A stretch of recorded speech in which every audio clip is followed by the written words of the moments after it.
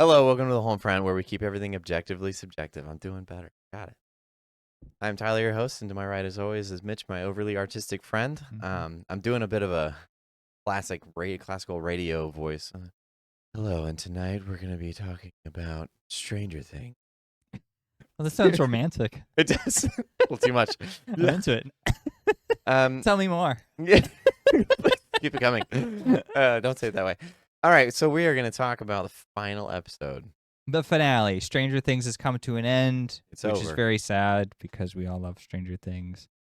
Bittersweet. Do we still love it though? That's really the question. That's a great question, and I think ultimately no is the right answer. But Oof. Shots fired. no, I don't think that's right. I think bittersweet is the perfect way to explain all this. So why don't we just jump into it? Okay. Are there any topics from the previous episode that you'd like to expound upon before we move into the actual official episode? Anything you think we missed? Anything you think that needs more? Well, So, it's by the way, been a long time. spoilers. Will's gay. Continue. I was gonna say, it's been a long time, so I don't really remember. Except it's only been a long time in YouTube land. In real life, it hasn't been a long time, but there's been a massive detour, so I'm We very did. lost. Is there something? Why don't you throw me a curveball? I did throw you a curveball. That's why you're confused. But Is there something in particular that I hinted at that I wanted to expand upon? no, I just wanted to be sure before you just dove in. I'll just say no, even though the right answer is yes, and I just don't remember what it is. I'll remember later It'll come up. in the conversation. All right. So Anything we got to cover that's not spoilerful, or do we want a synopsis? Any of that? no, I think we just go. It's the last episode of the Yeah, Stranger Things. If just you're not one. watching, where you been? Yeah. Spoilers. There was All right, a we're lot of safe. anticipation for that. I wanted to make sure it was the right button. Holding my breath. You're like, Go. okay, now I can say what I was going to say. All right. So you get to the last episode, The right side up. Right Side Up, which is direct opposite to the Upside Down, the first episode of the series. Nice. A lot of parallels. Specifically at the end, they have a shot that is beat for beat what happens in the first episode. The first The episode, sprinkler. yeah, you had the sprinkler and then the D&D and all that Yeah. kind of stuff. So a lot of callbacks. I did like that. A lot of emotion in this episode. Some of it loathing, some of it love. There's gonna be a mixed bag today for sure. It's very mixed. Yes, I think that's the key ingredient here. Yeah. So, do you want to start with the stakes first? Which ones? As in, there weren't any. Oh yeah, nothing. I think that was the big problem. I think from the first episode, which I thought they were gonna jump into setting up the stakes because I thought that Mr. and Mrs. Wheeler were out. I was like, oh, okay, They're dead. we're right out the gate. Yeah. Taking out two characters that are secondary, but that we care about, Right. and that the characters care about. And that would have been our warning that, like, hey, It's coming. characters are going to die. Yeah, And buckle up, we sweetheart. predicted quite a few. We predicted like 3 characters at least would die. Yep. We should have put a hard number on it because apparently the number is 0. No, it's 1, but we'll get into that. So, Yeah, if it counts. It's a side character at So- best. because of that, they took away any tension I thought from the finale at all. I was kind of that, and I think that was probably the biggest problem because I was mulling over it for a couple days. And I was like, it just felt like almost not entirely weightless. Like the emotions were there, the bittersweet endings were all there. Yeah. At least for some of them. But Yeah. For the entirety of the episode, I was like, what is this missing? I was like, oh, it's because there were no stakes to begin with, and then they just continued through as if there were no stakes. And it was because they didn't commit to really anything. Yeah. They should have killed the Wheelers off if they were going to do that scene the way that they did. Mm-hmm. At least Mr. Wheeler. Yeah, Even one though of them. Yeah, I think one of them should have been gone. Right. And then one of them would have survived, and there would have been a loss in the family. And then that would have lent to potentially killing off one of the characters later, Right. which I thought should have happened. Mm-hmm. And potentially it did, but we'll get into that. So, Yeah.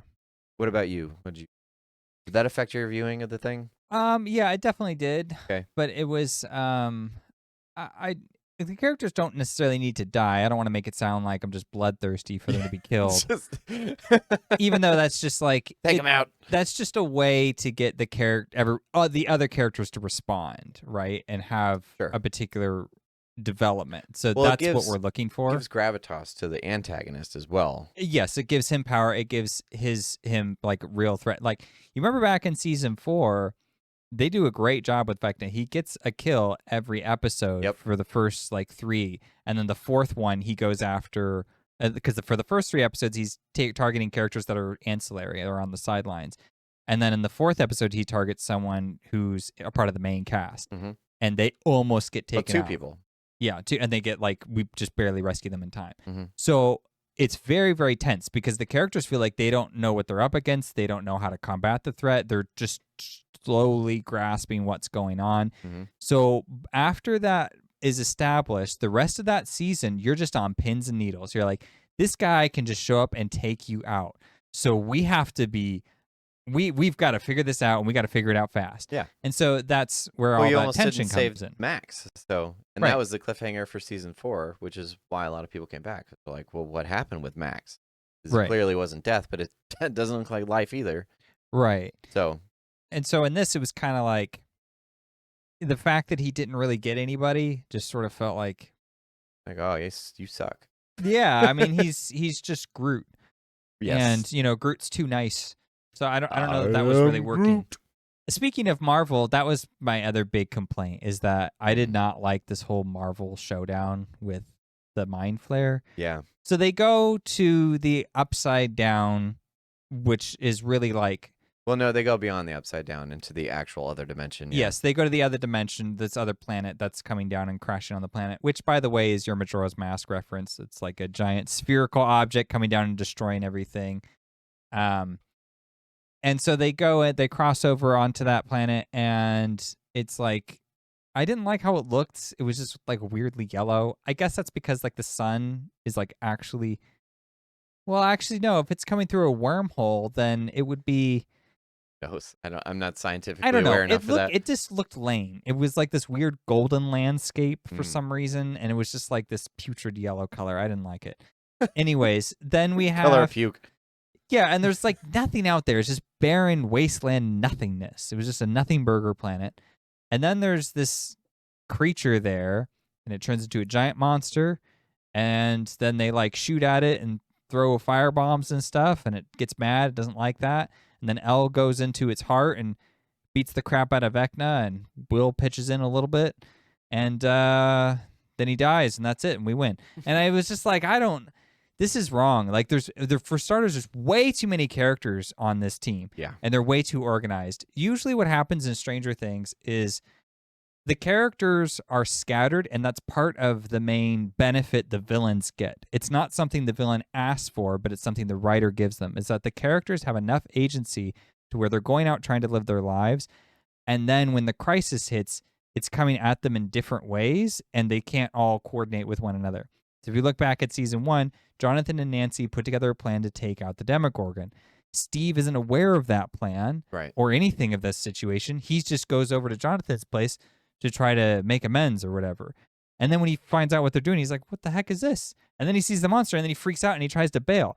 But then that was the writers giving him an opportunity. Okay, Steve, are you going to step up to the plate, or are you going to chicken out? And he steps up to the plate, and then that's what turns the tide of that fight. So the interest in that scenario was not the fact that Jonathan and Nancy had a plan to fight the monster. It was the fact that Steve came in, had an opportunity, seized it, and surprised us with his character development. That's what makes that moment land so well. Sure. So like here, there's none of that. It's just kind of like everybody goes in, they come up with a plan, they execute plan, the end. Now, I'm not saying there's no like nuance there afterwards, especially after that's all resolved, but it's just kind of like it wasn't enough. Well, again, there was no stakes in that. Like sometimes, like for instance, season 4 is another example. They do come up with a plan, but it almost goes to hell. And they almost lose Max. Yeah. Because of unforeseen circumstances. But they introduced other unforeseen circumstances that are antagonistic. So now you had that third factor that came in and fought Lucas when he was supposed to be doing his thing. Right. And that's what caused Max to go through what she went through. But in this one, none of that happens. Even to add to that, though, Jonathan and Will and Elle are over in California, so they can't help. Right. And Hopper and Joyce are In Russia. in Russia. So it's like you have the cast scattered in so many places, they can't contribute. So these guys in Hawkins, they have to figure it out. Right. It's their situation. So there's more Same tension thing with there. them. They're more isolated in some other dimension. Exactly. That should have been the factor that was like, no, Right. this is what we got. And if someone of us has to make a sacrifice, that might be the end of the line. But Right. we're going to do it. Yeah. But Anyways, to your no. point, continue. Well, that was what I was saying, is that there were external factors from both ends now, antagonistic and, with the group.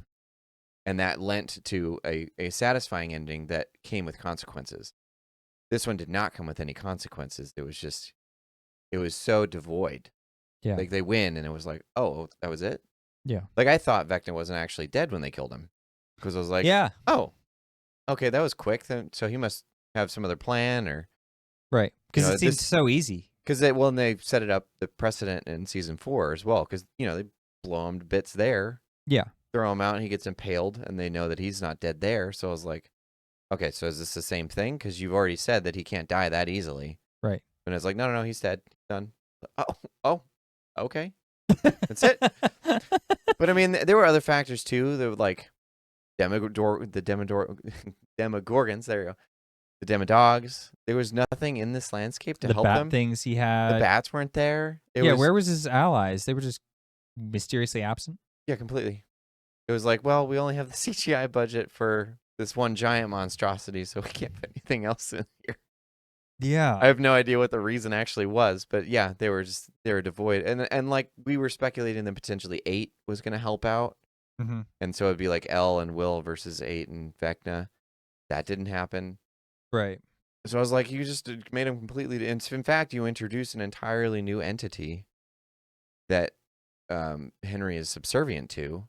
When you thought it was the other way around, I thought from season 4 that he'd gone to the wasteland and input his own will into these things, and then that's what he used to come down, to Hawkins itself. But then we find out that there's some sentience here. Oh, I see. And that Henry had submitted himself to that sentience, and that's part of the crux of his narrative in this one. I see. Let's actually explore that a bit, because I think this is also a crucial issue with not just this episode but the whole season, and it's the lack of development for Henry. Yeah. So he gets and that was, by the way, that was my point for the previous episode, is that Volume 2 should have been all about Vecna. Yeah. Period. All 3 of those episodes. And I'm in agreement with that. I Yep. think that would have helped a lot, even though it's at the expense of a lot of the main cast. The issue with the main cast is it's just too big. So you just don't have the room to develop everybody. Writer's note, if you've got a massive cast and you need to take care of everyone, kill some people off and then give yourself a little bit of time to tell a story on what's going to happen with the characters remaining, Sure. how they're going to react to those characters who got killed off, or get them out of the story, basically. Like, start trimming down before you get to the end. That might be a useful tip. Yeah, make it succinct for what you're trying to tell. Yeah, because it's just too much. So dying is easy because then you get, you kill them and then Get the everybody's emotional sad. weight, the gravitas of the antagonist, Characters etc. react to that and so on. But if you don't want to do that, then just get rid of them somehow so you can focus and tell a story. At that point, you need to extend the length. But anyways, the key character of all, like you said, is Henry, because he's the main villain, and knowing him intimately at the moment of truth, I think, would be really crucial, and it would at least sell that narrative. And then I feel like if they had done that, the rest could have been like, well, we have gotten everyone's stories throughout the seasons. Yeah. You could at least consolidate yourself, or well, you could have used Will as a jumping off point. When he finds out he's a sorcerer, then the next couple episodes could have been devoted to his parallel with Henry, because they try and shove it in that 2.5 hour finale. Yeah. But it's so short that I was like, this lacks any weight, because you're just kind of throwing it in last minute here. Because he's like, oh, you're just like me. You're trying to fight these demons or whatever. And I was like, this would have been better fleshed out if you had given it some time. You had 3 episodes right before all this happened that you could have done that with, that I felt were too bloated with other things that weren't important. And now you're trying to add all this development to Henry. I just feel like you could have done more with this. He was a compelling character. Why wouldn't you use that? Yeah. So what would you have wanted to know about Henry in the volume 2? I think I would have used that to go into how he became what he was. Like, I would have actually further explored that memory and put it there so that all the stakes are set and then the finale is just them going toe to toe. I would not have had you discovering anything else about Henry. All of that would have been done before the finale. I see. Because the finale is when everything's set and they've set their lines. It's like, okay, game set, we're gonna go in now, Hmm. and that's when you play. Hmm. Because then, in my opinion, like it's kind of like with I don't know, with Harry Potter, I guess. With Deathly Hallows Part 2 is like, you know everything before Part 2. When Part 2 happens, it's just like, this is just action from start to finish. You know both sides, and now it's just who's going to win. Well, to be fair, in part 2 is when Harry discovers that he himself is a Horcrux. Sure, but you've already done that in Stranger Things when Will finds out he's a sorcerer, and you did that perfectly there. True. And that would be the only thing that's kind of parallel to that. Yeah. But as a huge monumental reveal. Exactly. So at that point, once you've got that, now the development can come between the parallel with him and Henry, because they tried to do that scene where he's like, you're just like me. That's such a heavy line with what, he's able to do now because of Vecna. Yes. That it should have been expounded upon further. And like I said, you had a whole volume 2 to do that. Yeah. So I would have done that. I would have done a little bit more of the Mind Flayer so that it has more of a weight and a presence. Because you kind of just get like... So it needs to kill somebody. It needs to kill someone or exert or some kind of influence that's, because you've seen it do something to Will in season 2 when he like, enters him or whatever and makes him a spy. But yeah, it had him like have a presence. Like when the Emperor shows up in Return of the Jedi, there's a presence there because he's already got his, and it's similar here because you know Vader. So if Vader answers to someone, you know that guy means business. Yeah. So if Vecna answers to someone, he means business. And it's okay to show that. Yeah. And I think that, because they just want to show him as this monstrosity that El goes against or whatever. And I'm like, yeah, okay, it makes a cool poster. But I mean, what exactly are we doing here? Because in Star Wars, like the Emperor sitting there making the family pit themselves against each other was like, okay, this is what his gravitas is. He can manipulate Vader and Luke to his own will, and it doesn't matter what the outcome is because he's the one manipulating it. Whereas this one is just like Henry just kind of concedes at the end. It really seems like he's the one that orchestrates it all, but in reality, now you find out that this entity has imposed its will. Henry just says, yeah, I agree. And now they're just working in tandem, and you don't really know why or how or how much. Like maybe it's something where he's, I don't know, possessing Henry or something. And maybe Henry's still in there. Because they show him to be this kind of empathetic, sad kid when he finds the stone. Yeah. Because in season 4, he's like this sociopathic kind of child. Right. And I'm like, okay, so one led to the other. So maybe this thing's will is in him. And that's what's making him evil. Yeah. So it's like, maybe we should have focused on saving Henry then, if that's the case. Instead, it's like, nah, kill him. Yeah, to that end, I did like that quite a bit, Henry's memory, or at least parts of it. I like that he's like this Boy Scout and he hears this screaming as he comes down, and then there's this guy who's just completely lost it.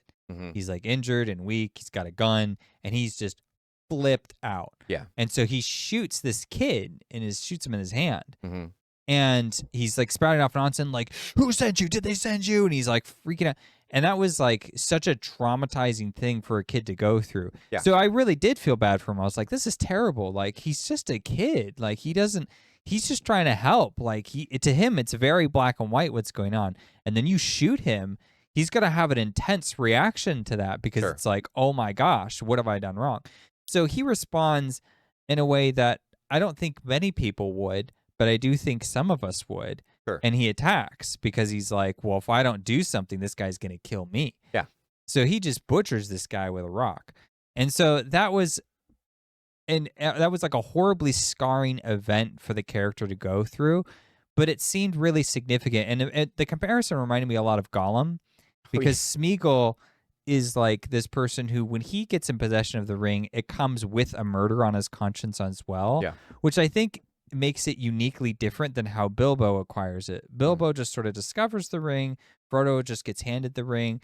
But for Smeagol, it's like he was so easily swayed by it that, yes, there's now this like overwhelming guilt and trauma that goes with the burden of the addiction to the power of the ring. Right. So for Henry's case, I felt like it was similar in the sense that he was being dealt to this horrible burden, but it was like at the same time that he was getting, his powers or whatever.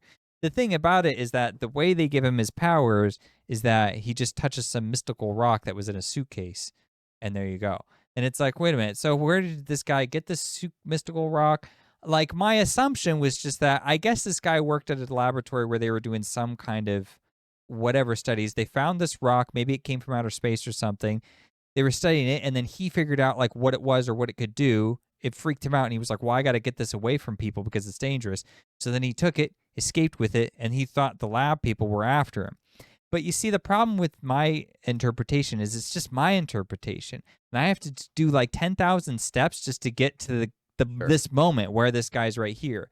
So we don't really need to know everything because this is Henry's memory.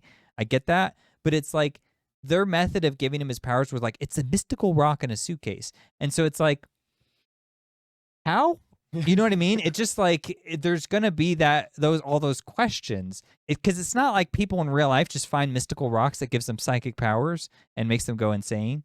You know what I mean? So speak for yourself. Yeah, my friend Joe. No, I guess my assumption is that they're relying maybe on some source material because it is. I mean, Stranger Things is based on a lot of conspiracy theory type material. Namely, the Montauk Project, but I don't think that has a mystical stone in. I haven't finished the book, but it's about the government doing experiments on kids with psychic abilities. But I don't think it explains how they got psychic abilities. They might try and unlock it themselves, but I don't think there's any external source to it. Mm-hmm. There's all kinds of theories that people have some form, or certain people have some form of telekinetic ability anyway. So I think they were just trying to use that, manipulate it for time travel, there's a bunch of things in there. Namely, though, the thing, so his name is Duncan, the main character of this book, or the kid who has the telekinetic ability. He's trying different things and eventually opens a portal, which unleashes this creature. And the creature runs out and kills a bunch of people. So, like, that's the main inspiration for Stranger Things. And originally, the Stranger Things was called the Montauk Project. And that's what like, the main cast was auditioning for before they switched the name. Yeah. So I think there's probably some other source material probably within this conspiracy realm, which I'm minimal on all that stuff. But between that and like 80s references was probably what inspired the stone. But again, you have to do all these leaps when they gave you all the other information in universe for Stranger Things for you to understand everything else. Mm-hmm. So to just leave this one up to interpretation is odd. Well, so I found out because I was watching some people online talk about it, and someone was saying that there was a Stranger Things play. Okay. And it's apparently a prequel, and it takes place in like the 1920s or 50s This is or about something Henry. like that. Well, it's kind of explains the origins of the rock, I think. Oh. And this is the live reaction I wanted because Okay. when I heard that, I was like, here we go. Okay, here's another instance where you want us to go to some external media that we haven't even heard of as fans of the show. Now it's just like, wait a minute, there's a play? Somebody texted me. I misinterpreted him, apparently. Somebody texted me, and he said, after he saw the finale, he's like, hey, I want to talk about the finale. What'd you think? And I was like, I'm still mulling it over. And he goes, okay. I was like, but I got to say it's mixed. I don't know. It's a lot to take in. I was like, some things I really like, some things I didn't. Overall, I'm not sure if it's a negative or positive. I was like, what did you think? He goes, well, I think it was kind of spoiled because I saw the play. And I was like, you talking about the play that's in the show? I was like, did that give something away that I missed? Because like I remember bits and pieces of it. Right. Or maybe it's the name and he understood what the play was. Maybe it's based on something real. Right. Because all you see is like them running on a stage and then there's a bunch of people in masks and stuff. And it's like the Majora's Mask reference. Demonic chanting thing. I was like, did that give something away that I missed? And he like picked it up and got the show. So I didn't even know that there's an actual Stranger Things play. Yeah. Like a live action. Like a live action stage play. Okay. I had no idea. But I don't like this, right. trend. Because you shouldn't have to. Right. Well, Why should it matter what happened in the prequel? You had Volume 2 right. to do all this stuff. Right. Instead of padding it out with all this stuff that wasn't as important. Like what? But yeah, this new trend of having external sources that you have to play upon. That's Star Wars is the primary example. Marvel is probably, well, I don't know. Marvel might actually be the worst exemplar of Marvel was doing a good job prior to recent years. Like, is decent. The thing it was more or less okay to keep up with it for the most part. I mean, but for instance, you went and saw Doctor Strange, and you were like, I don't get some of these references, and I was like, well, that's what I mean. In contemporary times, yeah, it's a mess because I was like, okay, what are we talking about now? Yeah, that's what I'm talking about. I just mean like when Winter Soldier came out, if you didn't see the previous, movies or two, but they were all filmed, you'd probably be okay, right? Now they've extended into TV shows and other things that, if you don't know, you don't understand. So this, with having to go see a play, which if you're there watching Netflix, shows on, if you're binge watching shows on Netflix, why are you going out to probably plays? not going to plays, like, or at least that the sample size of those people that go and see plays are probably is very minimal. And this thing is you can already tell because they could have warned us. They could have been like, "Hey, in order for this season to make sense, guys, you should go see the play," which is also dumb. Which would be dumb, which is why they didn't do it. But therein lies the problem. Why does it exist? Why are you doing this in the first place? So yeah, I don't know what's in the play or how reliant or how helpful it would be to see the play, but it just is one of those things that it's clear that there's like a lot of unanswered questions. So like I like this scene. I like what it says about Henry. I like that it's interesting and mysterious, and I'm like, oh wow, so many questions. The problem is that this show's over. So if this was just season 5 and there was going to be a season 6, I would be way more comfortable with all this because then I'd be like, well, I'm going to get a season 6 where we figure out, more about this situation or whatever. Sure. But instead they were like, well, let's just end everything. Well, which that's the thing. think was it's the not wrong just call. about the end. It's about how much this can mean. Like, you have expanded the universe 2, 3, 4-fold, and you're like, well, it's over now. Why would you expand it at the end? Why would you just open up that door to an empty room? Well, it's not empty, but a dark room, and we don't know what's in there, but we know that there's a room, right? But we don't get to explore. Why would you do that? Why would you do that? That's a lot of data. There's another entity in another dimension. There's a magic rock. There's apparently some other governmental organization that's doing experiments that led to finding this rock.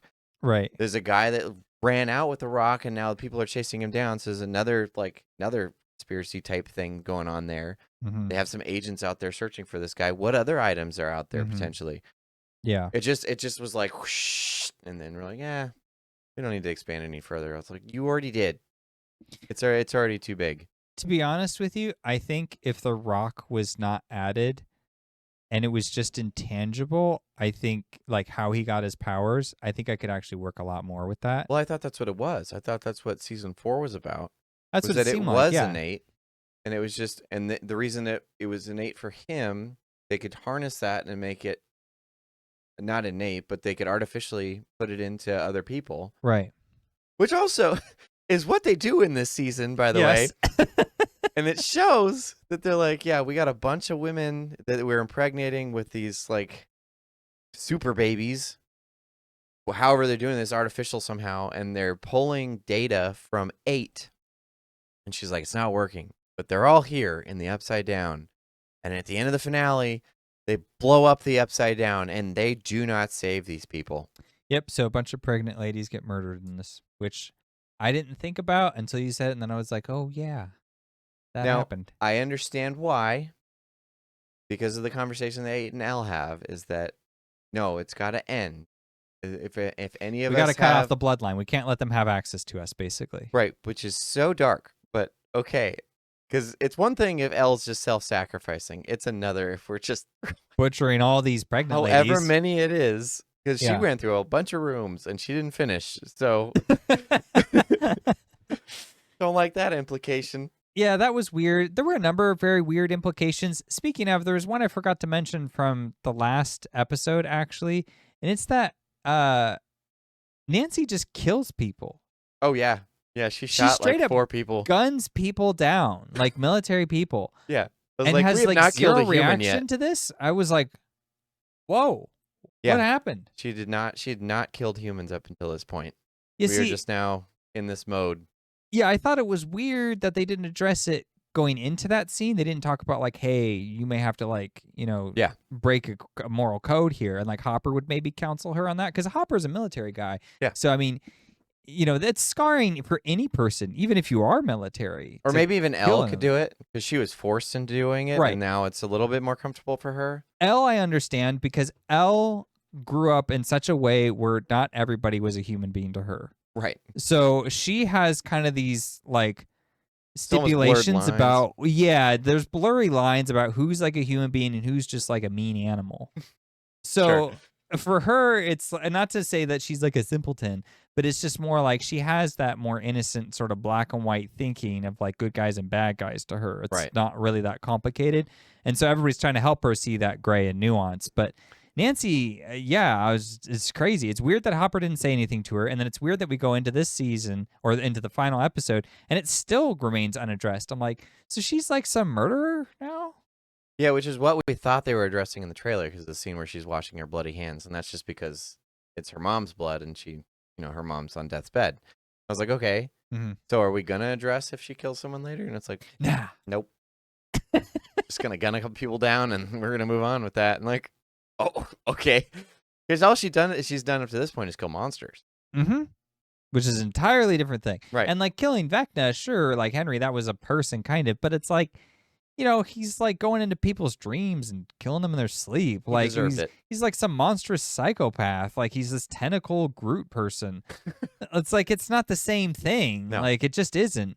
And so like Well, when most of she's- these plebes are just guys that they got their orders and they're just at the station, and that's just what their job is. Yeah, they're Right. just ordinary American citizens signed up for the military and then got part of a special program security Poor posting. guys. Go for it. And Nancy's like, I'm gonna end that real quick. It was even weird to me earlier in the season when Hopper was shooting them, because he wasn't shooting at them, he was shooting them. And I was like, whoa. But at least you can understand that one, because he Yes. has been a soldier and he understands that, like, you guys signed up and you're on the wrong side. Right. This is what it is. And if Al gets caught, that's the end of... Right.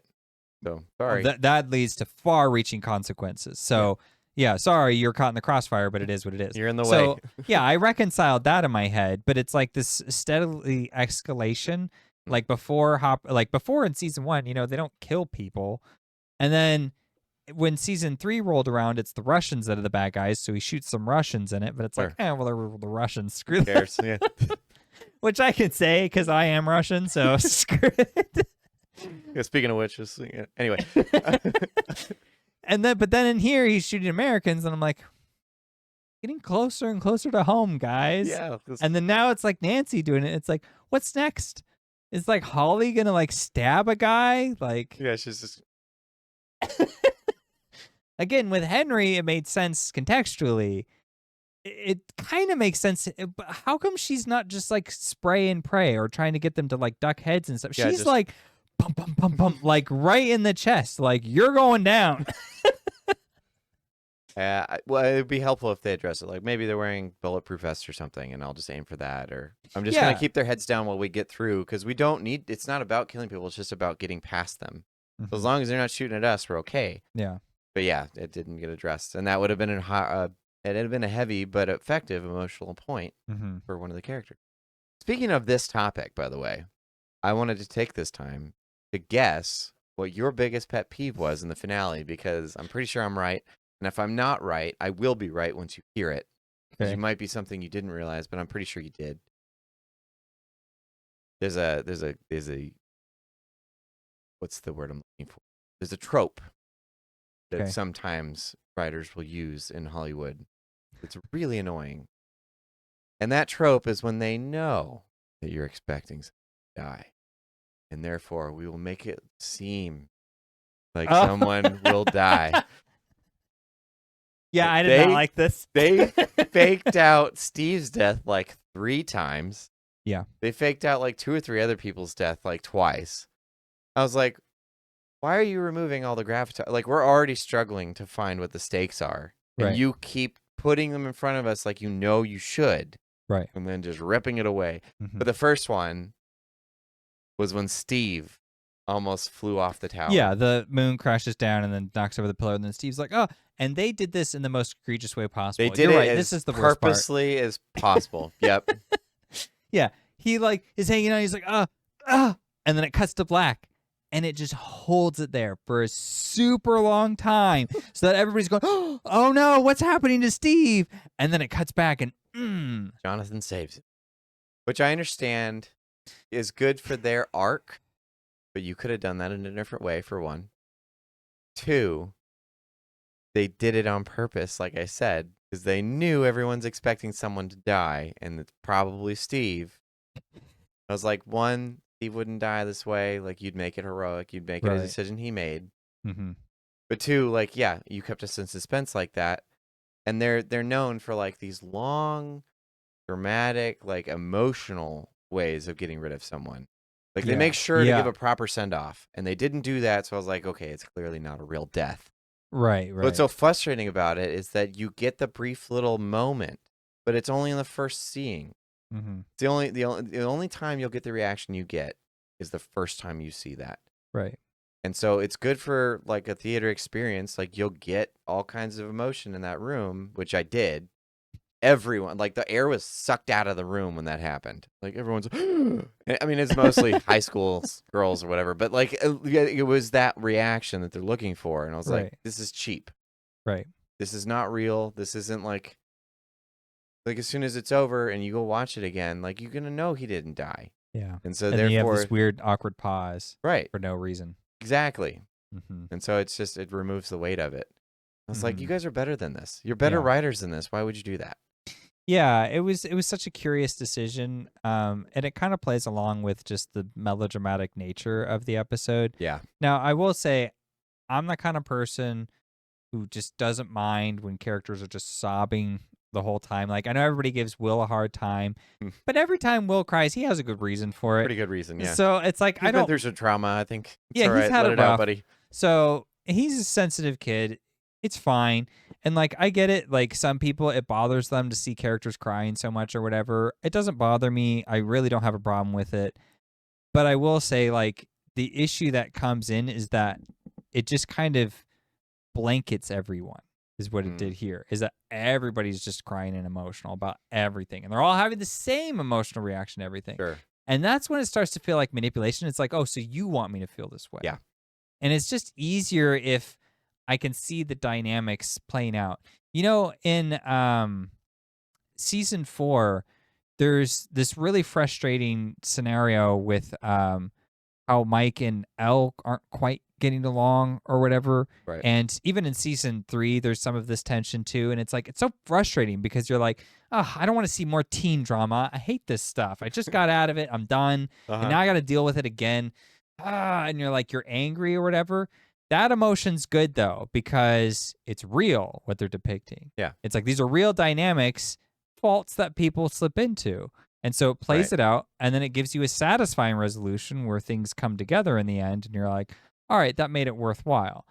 That's how it's supposed to go. And in this, it didn't feel like that. It felt like they were too scared to let anyone get too damaged, too hurt in any way.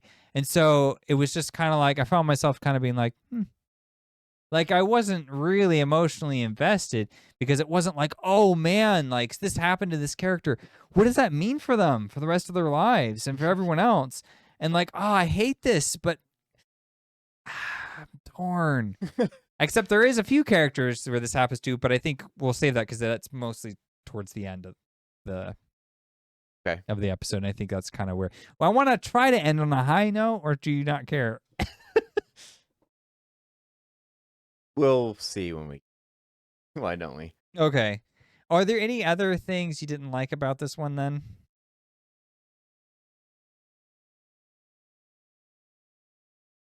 There was. Were you trying to avoid the other blatant fake out, or do you want to?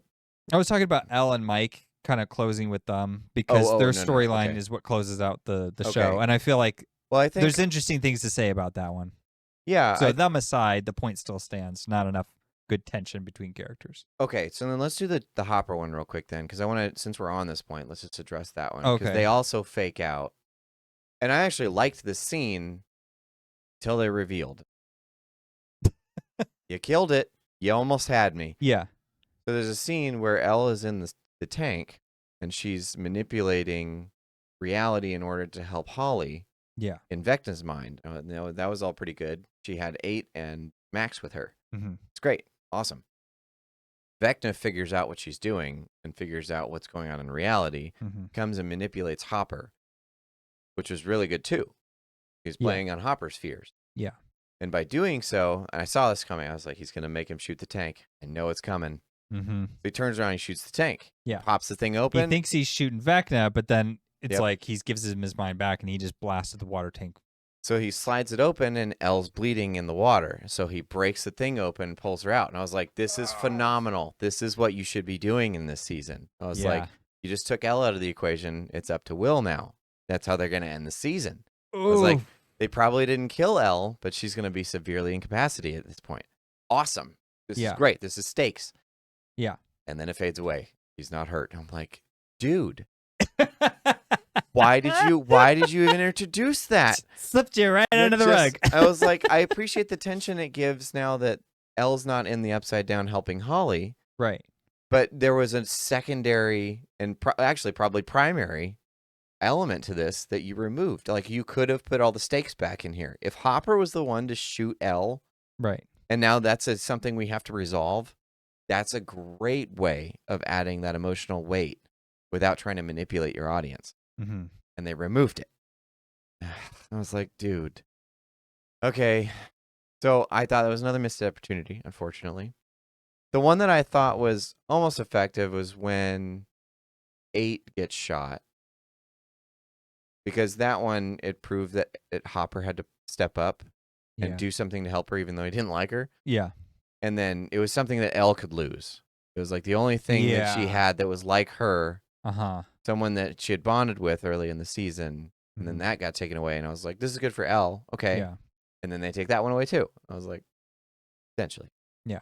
That one, I think some people don't like her as a character. Yeah. In part because of her role, in part because she's just not in it enough. She doesn't do hardly anything through the whole season, unfortunately. Which is fair enough. She's only used for like one particular purpose, and that's to like mess with the way in which she can use her powers to manipulate what people are seeing, which becomes an important tool that they use.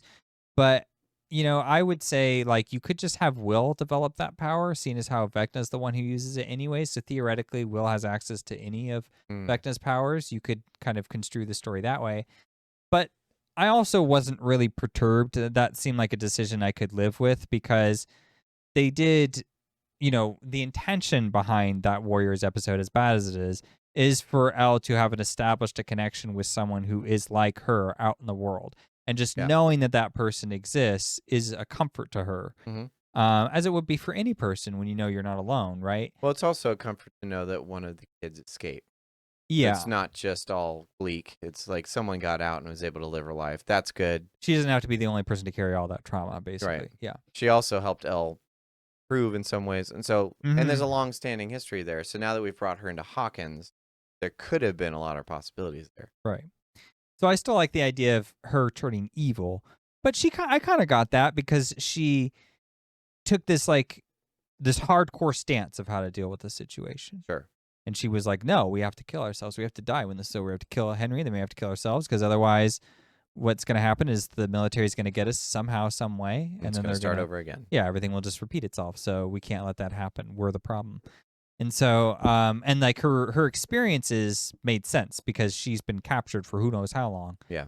And so I felt like all of that made sense when she turns on Hopper. That was spooky. I like that. And then, so having her, you know, die, like all of that, I thought worked for the purposes of this season, for the story to make sense. It worked for me. Were there better ways it could have been done? Sure. But like, I think the way that they handled that particular arc was fine. Yeah. Yeah. I'll give it that. That's a pass. Fair. Okay. So what do you think? What else do you think worked? Well, yeah, we got one more thing that didn't work. Might as well get those out of the way. Should we? Or do you want to wait till the end? No, let's get it out now because Okay. we're kind of following sequential order too. Okay. So I'll do mine first, and then you can do yours. Okay. Okay, so there's a scene at the end without getting too far into it, but I found out later, by the way, this is Linda Hamilton, which I don't know why I didn't recognize her. I was like, the Terminator star? I didn't realize. Yeah, freaking Sarah Connor. I didn't know. That would have been okay. Sure, great casting. She's awesome. She's great. She did a great job for her role. The thing about it was they do not resolve it properly. So our crew comes out of the Upside Down after defeating Vecna. Then they're captured by the military. I was like, okay, this is cool. Yeah. I forgot that she was still around. Right, because the tension starts to, I mean, we're real deflated at this point. It's like, well, Vecna's dead. We're moving on. It's like, all right. But then the military show up and it's like, oh, shoot. They have been making plays in the background. Now we got to deal with these guys. Right. So that's good. Really good. And then something happens where it takes Elle out of the picture. And I was like, okay, so now what do we do? Now she doesn't get Elle like what she wants, which is the only thing she wants. Yeah. But she has all these other people that were involved with her and foiling her plans, by the way, foiling the general's plans, Dr. K. So we just put them in custody, or how do we resolve this? No clue. We're all gone now. It's just Fade to like black, 18 months later. Yep. Everyone's free. It's all good. Everyone's happy. I was like, this is not what this character would. She would have put them all in cuffs, interrogated all of them. Yep. She would have actually tried to find out, and probably would have found out, that the kids all now have abilities. Will everyone else that Vecna was using in the Upside Down, the 12 kids, because she has them all in custody. And then she would have proceeded to try and experiment on them.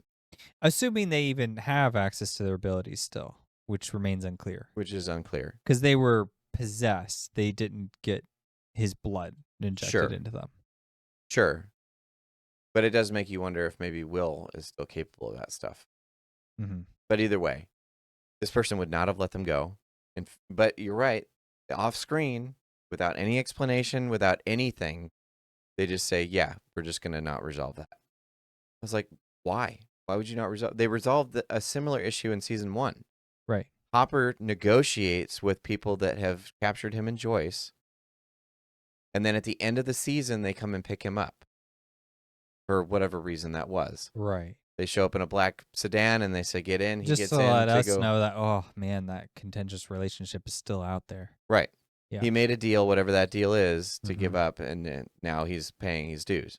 Yeah. I was like, something like that should have happened. Right. But instead, it's just completely unresolved. It's so strange.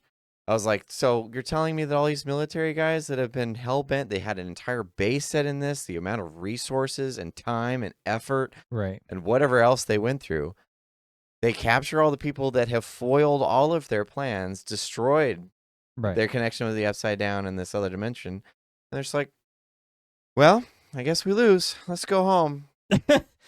Well, no. We couldn't get her, so I guess that's a wrap, gentlemen. Yep. Well, all right, you win. Enjoy your day. Like, no. That's not how that works. Yeah, that was pretty ridiculous. The only excuse they have is that maybe they were shady and like operating under the guise of something else. Because it was pretty shady what they were doing, considering how like I don't know if like the U.S. military was watching everything beat for beat, they would be okay. It would be with like some secretly of the sanctioned or something. It definitely wouldn't be official. But that's the point, is off the record, if something goes not according to plan, or if, falls apart, they're just going to sever ties, and they might use a scapegoat, in which case that would be Linda Hamilton's character as the scapegoat, in which case they would absolve all that stuff. But they'd have some character in like the dark suit and glasses come in and be like, you saw nothing here and didn't happen. Right. They would make sure like, okay, like you can go about your lives, but you're not going to talk about this ever again, and so on and so forth. And then you bada bing, bada boom. Yeah. And that would be playing nice to these people, which they wouldn't necessarily do. But yeah, even if that's what's to happen, you would still need that scene. Yeah. It would have taken, 30 seconds? Yeah. Fire Hamilton, or they take her out in cuffs or something, and then someone hands Hopper a file and says, don't talk about this and go home. Yeah. But it's, like you've committed some pretty severe crimes against the state, but in light of the situations, recent developments, blah blah blah Sure. blah. We'll look past You it. could do it in a paragraph. Like, this isn't hard. It's just like something that needs to be said, because otherwise it's like, whoa, like you said, it just feels like a strange thing. Maybe that's You why. said it first. All right, let's go with yours. Okay.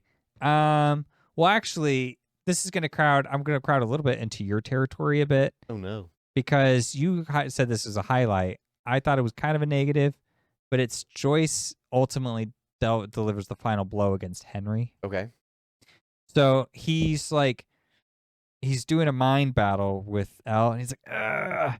And then like Will gets in the action and is like, and then like pulls him back, and then he's like, ah. And then she impales him, but the two of them, they impale him on the spike. Mm-hmm. And then he's gurgling for like 10 minutes, coughing up blood. It was so long. Well, he goes quiet so that they can have their dialogue moments, and Yeah. then when everyone finally is done, then he's Then like, he starts "All right, gurgling. I gotta remind them I'm still alive, and that someone needs to do something about it." Right. And then Joyce walks in and then just hacks this guy. So you like this because Because of the first season, Mhm. Will was taken from her, and it was his fault, and so to give her the final blow is just her basically getting back at him with No. an axe. Because that's what she used in the house, axing the walls. I guess. I don't Mhm. really care what weapon it was. Oh, but okay. Yeah, I mean, she's carrying it around, and she never uses it. I remember seeing it while she's walking around. I was like, they were Mhm. gonna pull this thing out, like, Yeah. it's part of the fight against the giant thing, like. Mhm. And then he's still alive, and I was like, oh, they're going to Joyce, okay, because she's got it, Chekhov's gun. You're gonna show it, got to use it. Yeah. So I was like, oh, okay, so it's gonna be Joyce, and I was like, I appreciate that it's Joyce because she's the one that kept all this going. Like season 1, everybody didn't believe her, and she kept Right. on. It's only right that she finish it. Right, and Mhm. it's her son that was taken, and so he caused all this pain in the first place. So Mhm. it damaged their son, damaged her, damaged her family. Yeah. So, and then obviously messing with other people that she loves as well. Yeah. I was like, yeah, this kind of feels earned. Mhm. So I agree with everything you just said there, 100%. Okay. I do think all of that makes perfect sense. This was definitely an instance in which they understood which character needed to take the action. So this is a lesson that the Game of Thrones writers needed to understand. Certain characters have a role to play. Yep. Joyce's role is that she gets to deliver the final blow, Sure. because for all the reasons you've just said, Yeah. this matters most to her, and she's the one who started everybody down this path to actually address it. It's only right that she finishes it. So Okay. all of that's great. She has the personal vendetta against him and all that. The problem is I just don't like how they did it, because we went through an entire season where I felt like I got all of zero Joyce development. Oh. She just appears, and her action here is entirely reliant on the previous seasons. And I'm like, Okay. so it just, I don't want to be too hard on it because we're already complaining about so many other things, but it was something that I felt like, okay, this is just coming at me. This is like the answer I wanted, but like without any of the things that would go with it, It's like giving someone a bowl of top ramen, but it's just the hard noodles. There's no hot water. There's no seasoning. It's like, But I well, feel this is top ramen, kind of. missing some essential ingredients. I think she got all of her development through those seasons. Like, I understand that you want it to be partly in this season too, but I think her development here was her love for Will, despite what else was going on. I mean, Mhm. I'm just going to go with the sorcerer thing, because that's got to be pretty terrifying to now see parallels of the thing that you want to kill in your own son, Right. but at the same time being like, no, he's my family, he's my son, and I know that he's got good intentions in him that are not going to lead him down the same path. So with that, and also it's that thing's fault that he's like that.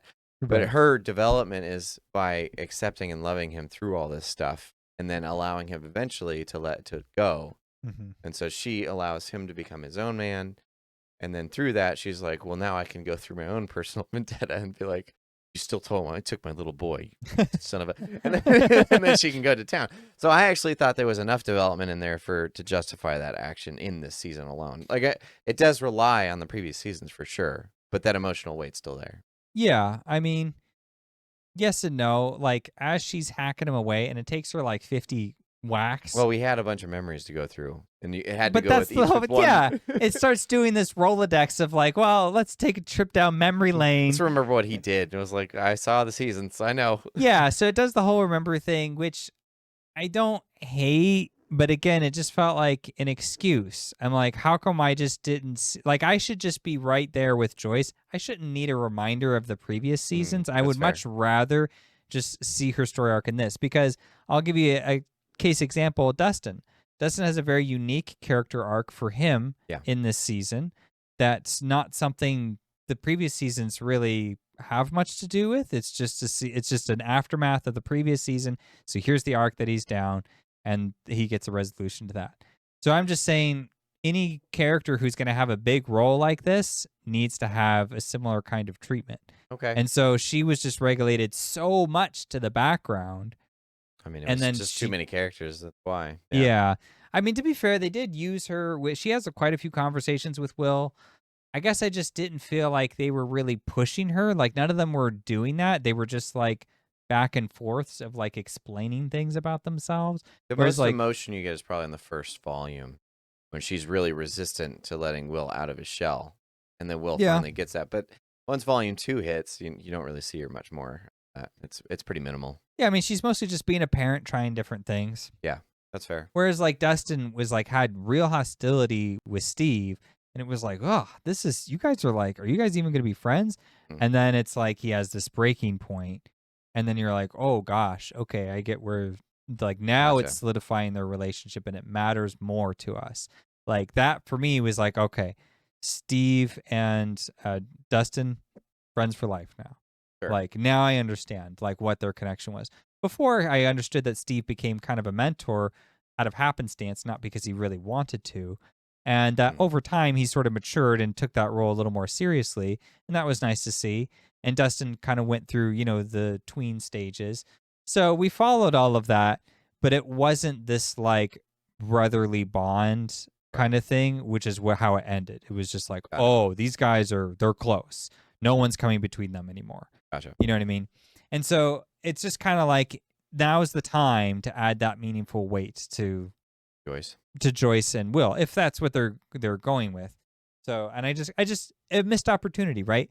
With more time spent on her, you could have. Another season. But we needed an 8-minute monologue. See, that's the thing. Again, I said it before. It's like Will should have told Joyce maybe, and that would have been an important scene. Them reconciling something if it needs to be said. But then, like, instead, it's like it's drowned out. She can't say anything because there's like 10,000 people in the room. So it's like, she's like, well, what am I supposed to say? Like, good for you. Anyways. Okay. Anything Let's else? move on. Next topic. We're knocking them out. Knocking them out. We do like Stranger Things. Yeah, I mean, it wasn't bad. She chopped his head off. Well, let's do, okay, so let's jump into the positives. We'll try to end on a high note here. Unless there's anything else you want to get out of the way before we get into that. Well, I do have a big negative with how the teen story arc ended, but I just did a rant, so I feel like people need a break. So give me a positive. Okay. Well, I already explained why I'd liked Joyce killing Henry. So I added some positive into that, okay? Did I tear it apart that much? No. Okay. I thought it was a valid point. I was like, dang. Okay, let's do, since we kind of touched on it, let's do the L thing. It's a big thing. Yeah. For sure, but I kind of want to end on the D&D point. So let's do L right now. Okay. So, like I said before, they come out of the Upside Down. The military capture these people, our whole team. Elle is shown to have gotten off the truck before she gets out of the Upside Down, and now wants to fulfill the goal that she and 8 had privately. She's like, I'm going to stay here when it blows up. I'm going to remove myself from the equation because now I realize how true that was that 8 said. Yeah. That they're just going to continue the cycle on and on ad infinitum. Mm-hmm. Removes herself. So everyone is forced to see Elle die in this gateway. Right. And As so the upside down implodes, it right. takes her with it. Yeah. And now we no longer have this connection to this other world, this other dimension. Yeah. So that all was fine. I was a little sad. I was like, of all the characters we could have gotten rid of, like I know. Elle. I know. This She's the poor one. thing. Well, because it's what like Hopper says. See, Hopper and Elle had the emotional building that I think Joyce and Will should have That's had. fair. Okay, I see. So with Hopper and Elle, he says like he has this, kind of heartbreaking moment where he's just like, no, I'm not going to let you do that to yourself. It's not fair. He's like, and I'm just putting my foot down on that principle alone. Like, you've been abused, you've been mistreated, manipulated. Absolutely not. You deserve to have a life. Yeah. And that's how I think all of us feel in the audience. Right. So he was just speaking the truth. And so it was extra sad that Elle made that sacrifice. But Elle had the same conversation there that Will had with Joyce and was like, well, here's what you need to understand, though, is that you've given me a chance to develop my own life. And to make a choice. And in that, make the choice. Yeah. And I unfortunately have a choice that I need to make that most people don't. Right. And like the knowledge is out there that I am this thing, and this thing is what started all this to begin with. And it might be more beneficial to the world if I am not a part of the equation, right, in order to avoid these consequences. I mean, right now behind us, there's a bunch of pregnant women on tables because of us. Like, that's going to happen again. And we're about to kill all those ones, though, so don't worry about that. We're going to clear up that real fast. But yeah, so she explains that it's her decision to make. It's not Hopper's. Because Hopper is inserting himself in this equation, which is the problem. Is that, well, I've lost Sarah. I don't want to lose you too. And Elle's like, well, it's bigger than you, is what you're not understanding. And now that is up to me whether I want to keep it in the world or not. And she's like, well, I've kind of made the decision that I don't. Because ultimately, the consequences of me staying are worse, even for me, than it is if I just go. So she makes the choice. And then you have this long emotional moment with her and Mike in the upside down or whatever in their minds, I guess. Yeah, she like telepathically speaks to him. Which, that was great. Poor Mike. I'm not sure who's the worst position, Mike or probably Hopper, because he's already gone through Sarah. Yeah, but then it seemed like he had, in some ways, he had the tools to deal with it. To move on. Yeah, he was fighting it so hard. But when he actually has to go through with it, it seems like he's able to. And that did make sense to me because I did feel like she approached him with a lot of love and kindness of like, hey, like, you give me something special and I'm going to use that. Yeah. You know what I mean? And so it's like he hadn't failed in that respect. And so it's like it's a contradiction to just say like it's all bad from his point of view. But from Mike's point of view, he was the dungeon master who was supposed to get everybody out of this alive. Yep. So it's like, and I mean, he even tells Hopper in that conversation, he's like, he told her this idea of like, oh, well, after it's all over, you go to some place with like 3 waterfalls and it's nice and wonderful and you live out your days in peace and happiness. And he's like, but I told her a fantasy and that was stupid and childish of me. I should have told her a real plan of what I was actually going to do. And so he's being, in addition to being hard on himself, he's also like reinterpreting his own actions to say like, well, let me pivot and let me do something else. When really like, it wasn't a terrible thing he said because it was coming from, his sincere self. He wasn't filtering himself for Al's sake. Sure. Yeah, that's fair. And she has a big problem with liars. She doesn't like that. Right. And so like, but it wasn't a lie. That was the hope. But that's what I mean is that like, instead of him, he wasn't like manipulating his own language to try to get something out of her. He was just speaking how he understands the situation. So she does appreciate that. Sure. It's earnest, Yeah. Which is what she had when she made her choice. So she knew all this information and decided that this was her choice to fulfill, and that's the choice she made. It's shown later that Mike has a theory that maybe she didn't die. Right. And I wanted to ask you, actually, what did you think? Do you think the theory is true, or do you think she's actually gone? But what do you think first? I don't know. That would take a whole lot of, like, breaking everything down, because he presents his theory, which is fine, and the theory's, it's good. They give a bunch of those details, but the Duffer Brothers, if nothing else, definitely have their details down. So I know that there's plenty of things you could probably break apart and understand one way or the other, but I'm just not that interested in doing that much work. Just like frame by frame. What's your headcanon of what you like as of right now? Um, Because Mike does challenge the party to say whether or not they believe the theory, and so the belief part seems to matter. So, do you believe he's right, or do you feel like realistically that's just a hope to yeah, console themselves? I think it's just a blanket. I think she's gone. Okay. So let me blow your mind on why she's still alive. No, I'm just kidding. I'm kind of on the fence, so I'm going to kind of walk through some of the few points that I have observed. I'll try not to be too long. Okay. But there's a few that I think are worth pointing to. So the thing about it that I was paying attention to is that Elle, when she has this emotional moment with Hopper, she hands him her bracelet.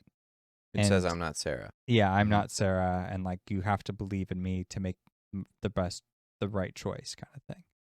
So when she does that, this is after she's already talked with Kali. So Kali would have last seen her with the bracelet on. So I was like, well, if she's fake, if she's not really real, she'd probably be wearing the bracelet. It's a detail that nobody's going to remember except for people in the audience who go back to rewatch it. Because Kali is just going to project the last image she saw of her. Why would it look any differently? Because she can't see her right now. Sure. You know what I mean? So I felt like that made the most sense to me, is whether or not the bracelet's there. But when you look, the bracelet's not there. So I'm like, well, I guess it would have to be real. But it just also seems ludicrous how she got there. I'm like, how is she even standing there? Because as soon as they open up the back of the truck, those things are like, Yeah. So she would have just collapsed and been like, that didn't happen. Well, yeah, and even in his theory, she slips away. So I was like, well, when did she get off the truck in order to slip away when those things are on? She's barely able to move whenever any of them are shown. Yeah. So it doesn't make she much can sense. kind of crawl. We do see her doing that. So it would have been like that until she gets in the Radio Shack or whatever, and then it's like, okay, it's starting to subside a little bit. Sure. So she just has to power through like a couple of steps because the projection has to go all the way back outside, but the real her can just tough it out. I guess. I mean, either way, like I said, you'd have to go and like pick apart each and every detail that they've probably put in that scene so that all the theorists go through their fun, which I don't think is fun. But I think what they presented, are two realities, and I think it's just up to you whether you want to decide what you believe. I think that's the point. And that is something that I think really unexpectedly came at me because it seemed like a lot of things weren't going well for this episode. And then that hit, and I was like, well, that was really good. And like, it is a little sus in some ways. Like, there's going to be those critics who are like, well, how could Kali do that from such a distance? Like, we've never seen her do that from projection. Yeah, I get that. But like, the whole point of it is just like, it's such an interesting question. And It provides it's a great another way. avenue of reality. Yeah. Yeah, and it provides like a really satisfying answer to the character because like it sucks that Elle would have to die, but it also sucks that she can't have a normal life. That just feels like a tragedy. Yeah. But that's kind of like the emotional catharsis of the show is it's just like, man, so she, retreats to, the ends of the earth to such a time when it's safe to come out again, Yeah.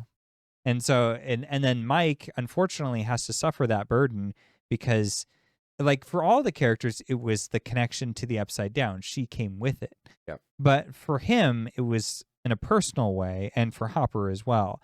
Hopper is older and wiser, and he's able to kind of come to terms with that. And Mike is struggling with that because this is like, his first, like, real partnership. And so the thing with him, though, is he becomes a writer, which I thought was a great resolution for his story. He writes down the stories that everybody went through. Sure. And so he documents it. He's like, among the entire cast, someone in that has to remember what happened, right? And so he takes that burden on to remember it. and type it all down. They give him the glasses, make him look all writerly. I love that shot. It's great. That was good. The typewriter, yeah. Yeah, typewriter. That was great.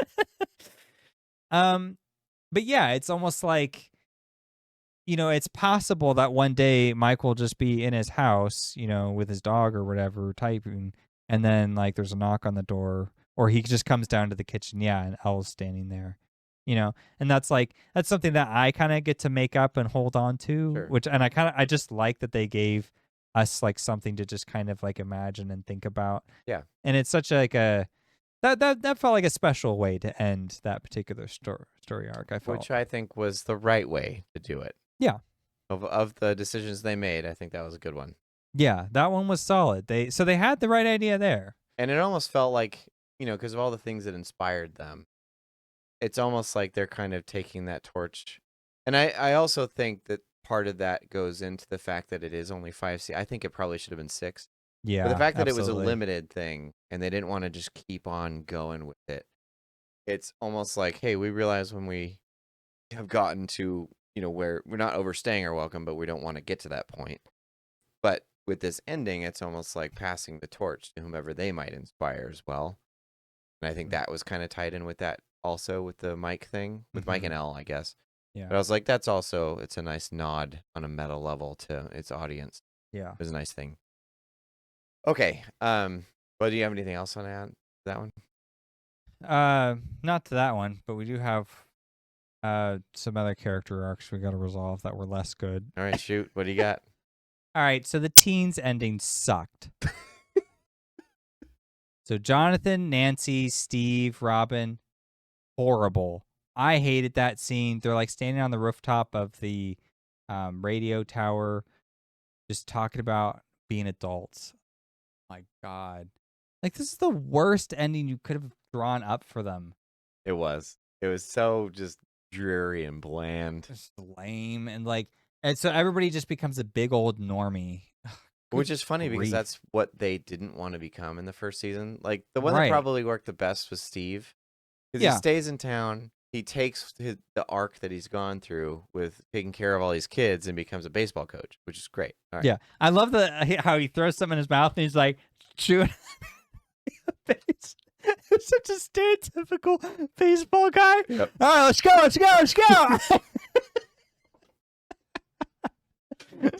This is such a brief moment, but I was like, that's perfect.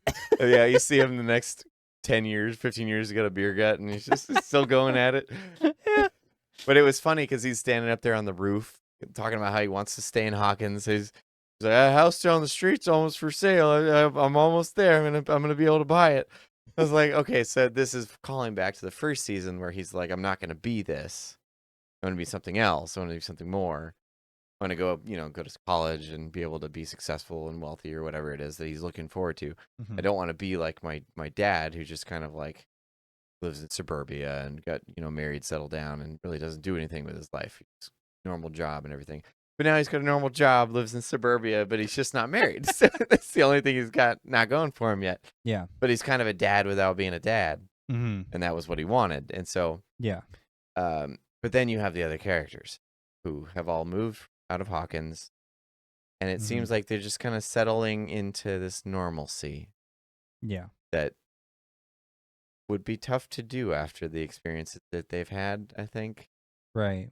But I forget what Robin does, but yeah, they didn't really elaborate that one too much. I kind of missed it too. maybe they did. I don't remember it though.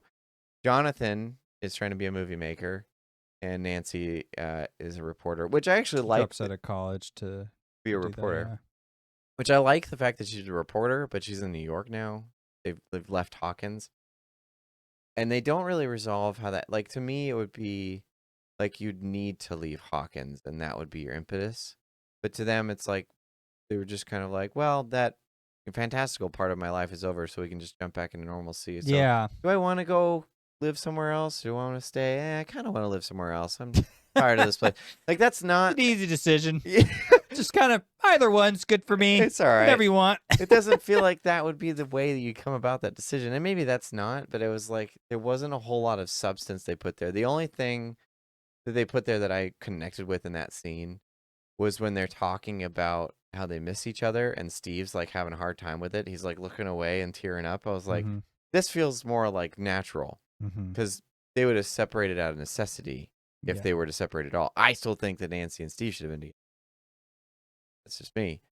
But now that they're separated and they like miss the adventures they used to have, I was like, this feels natural. But I also am wondering how we got here to where these are boring old adults now. Mm-hmm. Eh. Well, it's not just you, and I can attest to this because I asked some people at the theater that I went to, Did you really? what did you think? And I'll just say this. There's a resolution with Joyce and Hopper where Hopper takes her to a nice dinner and proposes in a really nice way and kind of moves her out to New York to be closer to Jonathan, I believe, and Will. I think they're both closer to that area.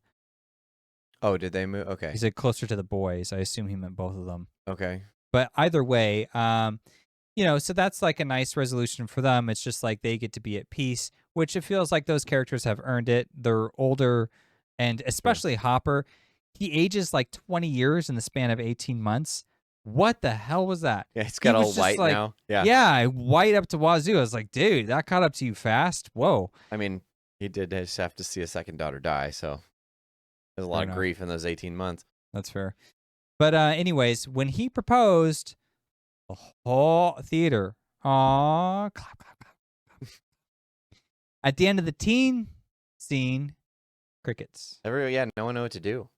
Like, what do we do with this scene? They might see each other once in a while. Ooh, yay! Yeah, and they become just like us, where we live out like miserable millennial lives. What is that about? So, like, they just needed to commit to something. They just needed. Nancy sorry, she has to be with Jonathan or Steve. Just pick one, make the story work. And I feel like what happened was, I don't like using this point. I try to avoid it, but it really feels like they were just like, well, like, I don't want to trap her down just because she's the only girl here. She doesn't have to be with a guy. She's a strong, independent woman, so she could just go without. So she'll go without. And then it just made for the most unsatisfying resolution ever. And I specifically asked the women who had seen it what their issue was, and that was a sticking point. That she didn't settle with someone? Yeah, they were just like, I just didn't like that for any of them. Well, that was what they said. The problem with that character is that they set up this arc to where she is someone who knows what she wants, especially after the first season. First season, she kind of stumbles around, but then second season, she comes into her own. And even with that, she's like struggling to become something, but then she becomes a reporter. Yeah. And like that was where she found her niche. And oh no, that was season 3. I'm sorry. Well, in season 3, it was like she found her stride. I was like, okay, so this is someone who is not afraid to go after what she wants. Yeah. But when it comes to relationships, it's like, I'm like, then why are you in one? Yeah, like, exactly. Are you like, why are you doing this? It just, but so to the resolution to be that she doesn't want a relationship was odd and not something that had been building through the seasons. And so it's kind of just like chopping it off for no reason. And then you were just supposed to accept it. Like, yeah, but we're rooting for these characters at this point. Right. You set that up. I didn't set that. You set that up. Right. And now it's all of a sudden we're just supposed to ignore that. And I was like, okay. I think it's just a lame cop out too. Like, it's just a dumb story arc. Like, the satisfaction of like characters like getting together and having a life together. It's like, that's a beautiful thing. Why is that a problem? But it's like, oh, she's a woman, so she has to be a girl boss. That's what it felt like. And I was like, this is just stupid. This is ridiculous.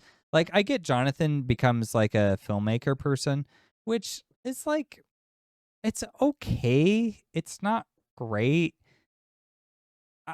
I guess my thinking is that maybe he becomes a filmmaker because he's making this movie, this like horror film about like a cannibal, but it's like an anti-capitalist message, which is not something that you would have been bothered with in the 1980s. Like, capitalism was freaking great in the 1980s in the US. It was awesome. You loved it. So, that's like present day creeping in. So that felt awkward.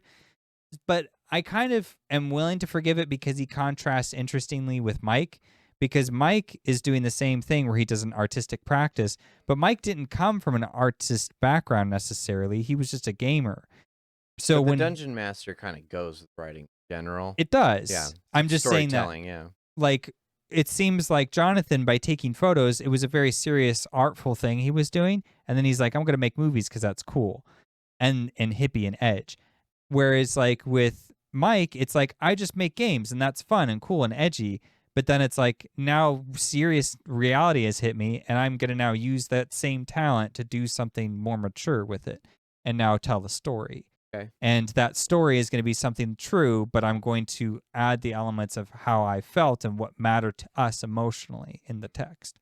And so you see where there was like a cathartic resonance with how he becomes a writer. With Jonathan becoming a filmmaker, it was just like, well, that makes sense, right? And it's like, yeah, it does, but like it doesn't. I don't feel anything. You know what I mean? Sure. So Okay. it's just kind of like, now if he's continues to be a photographer for Nancy as she's journalist, that's interesting, and maybe they go hunt down like supernatural stuff because they've got the expertise. Sure. That could be rad. That would have been a rad solution. Or Nancy plays into the narrative of what she was running from, and because she recognized that she was just being kind of dumb and just trying to be edgy, when really that's not who she is. And she's like, now I have a chance to be who I am. So like, Sure. It's like, because she went through the mill with the upside down and everything, it's like now it's more meaningful to her to just like settle down and have a family, because it's like that was in jeopardy for a long time. Right. And I was fighting against it because I didn't like it. And then I realized that I may never get that. And now I want it. You know what I mean? Okay. And that would have been a cool message too. And so it just felt like all of this mean-spirited hate towards Steve once again, because Steve can't have anyone. What is this problem? Why can't Steve just settle down with somebody? He wants it so bad. And so at the end of the story, it's just like, F you, Steve, again. And then we'll just get some throwaway storylines for Jonathan and Nancy. It was so lame. It was the worst part of the entire show for me. It's just so unsatisfying. And then Robin's just tagging along, hanging out, whatever. Yeah, I forgot what. Oh, the other once someone brought this up too. She throughout this season, actually, I was going to say the episode, but the season throughout season 5, she's constantly hinting at a date at Enzo's with Vicky. Yeah. Now, Hopper and Joyce also had that. Yeah. Previously, and they get to settle in. Yeah. Like that's where he proposes eventually. Not going to happen with Robin. They don't get. That was weird. Yeah. I was like, I thought they would pan over and then we would see Vicky and Robin at the table. I was like, at a different table. You alluded to this. Yeah. You said you got a date, and then no, we don't need to do anything with those two. Like, yeah, what was that about? What did they do? That honestly would have just solved everything. I wouldn't need to know anything else about Robin. I would have just, she got her date at Enzo's with Vicky. Yeah. I'm satisfied. And you're already at Enzo's. You're already there. It's so easy. All you had to do is like, yeah, maybe the they're camera. like in the background, like applauding for Joyce and it was just weird. I was like, did we forget that we did this? Like, what are you guys doing over there? I think they genuinely had too many characters and they just forgot stuff. Probably. Yeah, like Derek's parents who are still in the barn, probably dead by now. Just like, they starved to death. They're like, help! Some monster came through, ripped it out. Someone took our son. We ate pie and didn't wake up. Oh, this is all bad. Help, please. No, they just die alone. Okay. So many things that they forgot about, which is weird because it's like when you're writing a script for like 4 years, is it really that hard to remember everything? Especially when you have more someone... than 4 years. There's like a 2-year gap between 2 of the seasons. Well, but I mean, 22 was season 4, right? No, I think it's 23. 23? I think it was. So then it was only 3 years. So they only had 2 years to write because it took them like, I don't know how many months you're talking to about shoot just it. for this season. Just okay, for this I season. see. I'm just saying They for may this have- season, because for small details, that's where you would, like, yeah, big picture stuff you come up develop in advance, but the small stuff you figure out in the 2 years of writing. So they had at least 2 years to write this with nothing else to do in their lives, and there's 2 of them. They might who have could had sit other down. things to do. Fair to be fair, but point taken. I You had don't plenty know. of time to make this happen. Yeah. You missed that. So weird how these mistakes creep in. Speaking of the dinner scene at Enzo's, Mhm. they made a comment in there that I think a lot of people missed. But originally, this show is called the Montauk Project, as I was discussing before. Mhm. based on this event. It's kind of like the Philadelphia Project, but I would recommend the read. It's fun.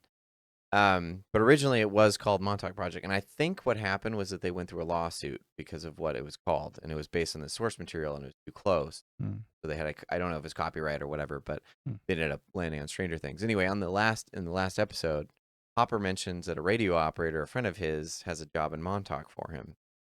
I was like, oh, that's a fun nod. Because the Montauk Project is about a radio operator in Montauk unlocking all these memories about stuff that he used to do. They got wiped from memory. Anyway, I thought it was fun. It was a brief little random nugget. Yeah, it's a nice bit. Okay, let's do Dustin's speech real quick, and then if we have anything else, we'll try and do it, and then call it. So Dustin makes a speech. He's valedictorian, graduating high school. This is the end of the show. And he takes on Eddie's role, who in season 4 had said, I've been in this last year of high school for like 3 years or whatever. He's like 21 or something, or 20, 21 in high school. And he's like, this is my last year and I'm done. And when that happens, I'm going to take my diploma. I'm going to flip off the dean or whatever, the principal, whatever. And I'm going to walk off stage in a blaze of glory. I was like, okay. Like, I don't know what principal did, but sure. I mean, you seem like the delinquent here, but whatever. Sure. So Dustin takes on that role and he's like, now he did one thing I liked. I liked the speech for the most part, but he's wearing the robe. He takes off the robe and he's wearing a Hellfire shirt. That was awesome. And I was like, that part's good because of what he set up in the first episode of season 5. Because this is not an acceptable thing to wear. And he's like, I don't care what you guys say. I'm wearing it anyway. Eddie did a good thing. You guys will never know the hero that he was. So to do that at the graduation was like, he's doing it for Eddie. Like, that's good. Like that. Then he goes through this whole kind of overlong speech and then flips off this principal who I was like looking at. I was like, have we seen this? I think we've seen him like twice. And I think the first one was when he comes in to get the kids after Will goes missing in season 1. And then he says some words at like Will's the like thing that they had at school for him. And he might have shown up like one other time. I was like, seemed like kind of a nice guy the whole time that I saw him. But why are we flipping this guy off? He's like a face that no one knows. And Dustin's just like going after him. And I was like, look, I get that you're doing this in remembrance of Eddie, but why? What did he do? Right. Why do we hate this guy? Yeah, why is he such a fixation of the problem? That was so weird how it seemed like Eddie's problem, but Eddie's problem was that he's in school too long. Right. So he's getting held back by the principal, or at least that he perceives a principal, but in reality, it's just like, you're not graduating, dude. You're not studying, you're not getting good grades, you're smoking weed, whatever else you're doing. Right. It's your fault. Right. Why did the principal get involved in this? Right. So it was weird for Dustin, who's valedictorian, to take on that role and flip off somebody who helped with his success, probably. Right. He is graduating, so I was like, this felt out of place because Dustin wouldn't have done it. He would have been fair with that. Yeah. He would have definitely worn the shirt, taken off the robe, and like, this is stupid and ridiculous. Why? And that would have been rebellious, and the principal can be mad at that. But sure. you know. But yeah, that's as far as he would have gone. Be like, sorry, principal, but this needs to happen because we love Eddie. Yeah. Anyway, aside from that, I liked the speech. It was fun. It was kind of a nod to 80s films with like high school and coming of age and all that kind of stuff. Like, that was good. But yeah, it was kind of like another one of those mixed bag things. I was like, this is kind of just how you're doing the whole episode, man. Like, I'm really not sure how to feel about this. Yeah. But I don't like some of it. I'll tell you that. Mm-hmm. But anyway, did you have anything to say about his speech or anything? No, I think you summed it up perfectly. Okay. The last thing that I want to say is that the ending of the episode was perfect. Yes. So to transition us away from the graduation, what's her name? Stacy, I think. She's like the hot girl at school or whatever. Oh, yes, the blonde. Yeah, she comes up and invites her to a party. Invites Dustin to a party, even though he's still being super awkward around girls. Yeah. And so this is like this achievement now because at the end of season 2, I think it was, with the ball, the snowball. That's right. Where, Dustin was like trying to get a girl, then he couldn't do it. I think it was her. I think it was her, yeah. Her. And then Nancy dances with Dustin because he's like super hurt, poor thing. Gets me every time because he's trying so hard. He is. He's just so like he had trying some to be rockin' gentleman. Hair, by the way. I don't know what she was thinking, but whatever. Yeah. So yeah, but it was kind of resolution for like, okay, these 4 boys that we followed from the beginning, they've now matured, they're growing up. And now they're desirable. Yeah. Yeah, now they're desirable and stuff.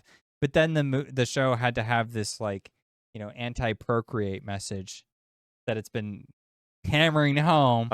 Nancy can't be with anybody. Steve can't be with anybody. Jonathan can't be with anything.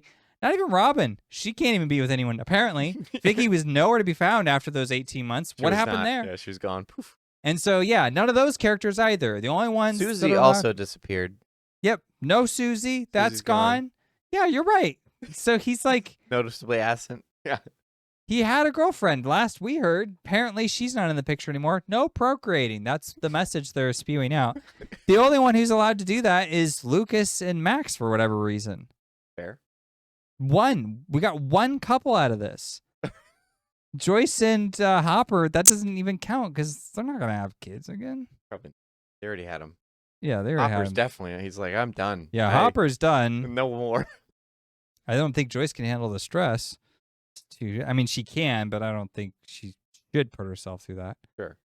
But yeah, so we got nothing. Anyways, they decide they're not going to go to that because we can't procreate. And they go home and play D&D, which is what they should do thematically. It's just also funny that it coincides with this weird message that they had. This weird, like, resistance. What was great about it was, but that was the odd scene, so maybe I should have done this differently, but she invites Dustin to the party. Mm-hmm. Mike comes up, he's like, I got a better idea. And I was like, oh, they're going to go play in D&D. That's cool. Right on. Mm-hmm. But instead, let's shoe in this scene with all the teens that have now grown up into this horrible mediocrity. Is that when they put it in? That's when they put it in. Oh, really? I thought it was before then. No. He says, let's go do something else. They shove that one in, and you're like, ugh. Brutal. And then they go to the D&D. And I was like, we should have gone to this first. Why did you do this? Like, it should have been that they were at, the Wheeler's house, and they're all just interacting there, and then the boys are downstairs playing D&D or something. Like, it was weird how disconnected it all was. Yeah. Like, I like that they're on the radio tower, but I was like, you didn't accomplish anything here except to make us feel bad about their situation in life. Because they don't even resolve right. It's like, yeah, maybe we'll see each other once a year. And I'm like, after all that we've been through, like, this feels sad.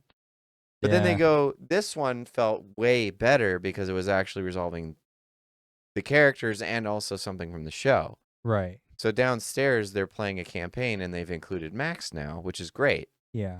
And Max, not having done this before, is getting like all into it. Yeah. And the part was great because she's like, this is BS. Like, she's mad that she loses, and then she finds out that they can win, so they win, and then the way that they win is very similar to what happened with Elle when they escaped the Upside Down. And so she recognizes the similarity and calls Mike on it, and she's like, well, you're the storyteller. This should be a better ending. Mm-hmm. And I think that was the writer's way of communicating with the audience and being like, we'll give you an alternate here to help out with this really sad ending otherwise. So then that gives an emotional moment to Mike to explain to everybody what he hopes is true. Yeah. Maybe not what he believes, but he's like, this is what I'm choosing to believe. I can create this reality now because this is what I do. This is who I am, the dungeon master. So I will create this reality in which Elle is still alive out there somewhere and living out this fantasy that I placed in her mind before all that happened. Mm-hmm. And that part was probably the part that actually got me emotionally. Because like everyone around the table is crying. Yeah. Everyone's crying in the theater. Like everyone. I was like, dude, it's hard to hear. But yeah, it was nice to see that they had like that way. But then when all that's said and done, they get up. The campaign is over. They fold their before books. you do that, I just want to be clear. It is nice that they also use it to resolve each of the characters in that room too. Because he goes through and says what each of the characters does, not what they do. But then you get to see, like, visually what actually happens in reality. Sure. And so it was that final pairing of the world of the game versus what actually happens in their real lives. So it's setting up for this potentially to be true. Yes, exactly. Paralleling the two. Exactly, yeah. And it was just a nice emotional way to, like, it was a great way to like conceal the exposition because as a dungeon master, he's supposed to explain what happens to their characters. And he does explain what happens to their characters. Yeah. But what you're watching on the film is their real life.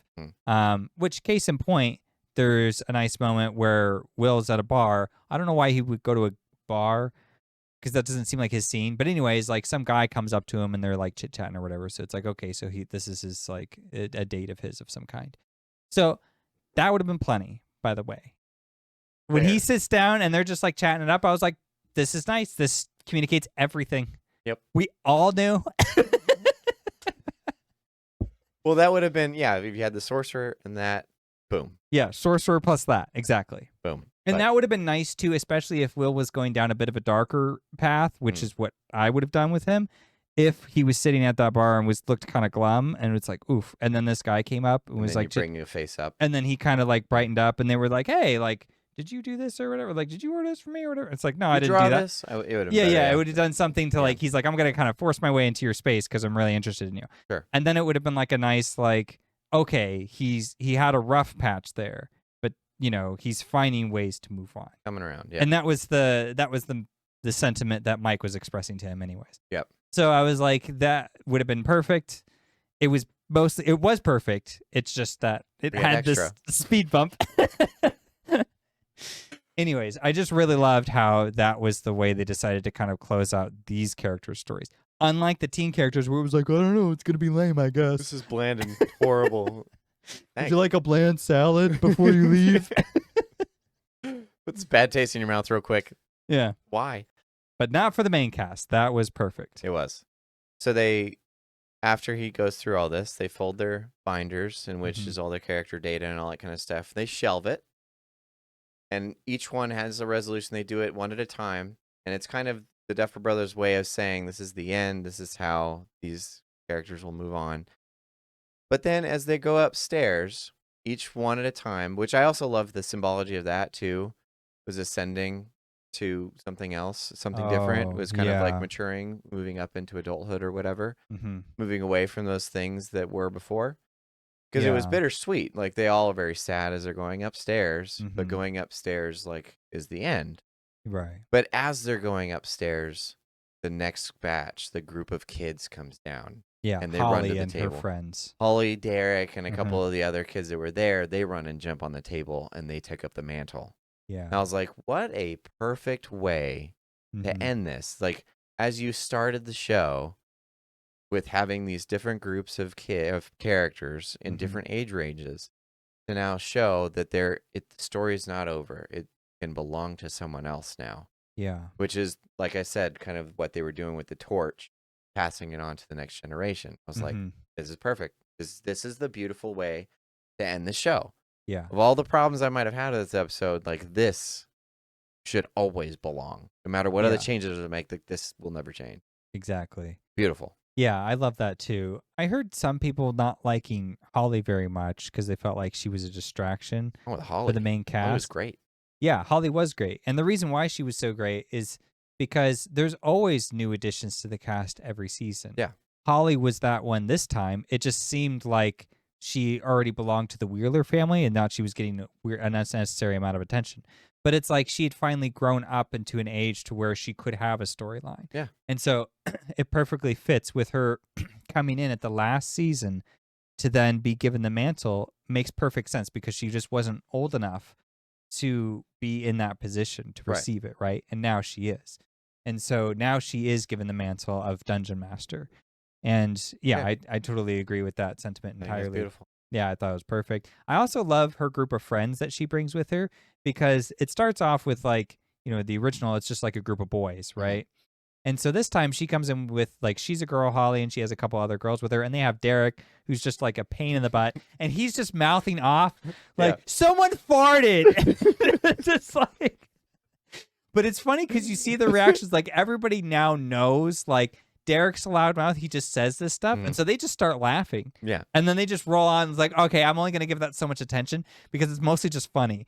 And it's almost like Derek just responds to that. And it's just like, well, I'm going to say it anyways. But anyways, I'm done now. And then I've said it. So now that I've said it, I'm over it. So like even in that brief moment, I felt like, you could see that they were genuinely forming friendships. It wasn't just like, hey, we chose some random characters and threw Well, them they there. were also pretty unsure of each other still. It was still brand new friendships, and you can tell that from the performances of the actors, which is really cool. Yeah. And they were even kind of hesitant with the dungeon thing. They're like, this is nerdy and weird, and like, why it smells like old pizza down here and whatever. Yeah. But then they start to like kind of shift as the scene goes on. It's real brief, but you can tell that the interest starts to gain a little bit of momentum. And it's like, well, clearly this is the next generation of dungeon players. Yeah.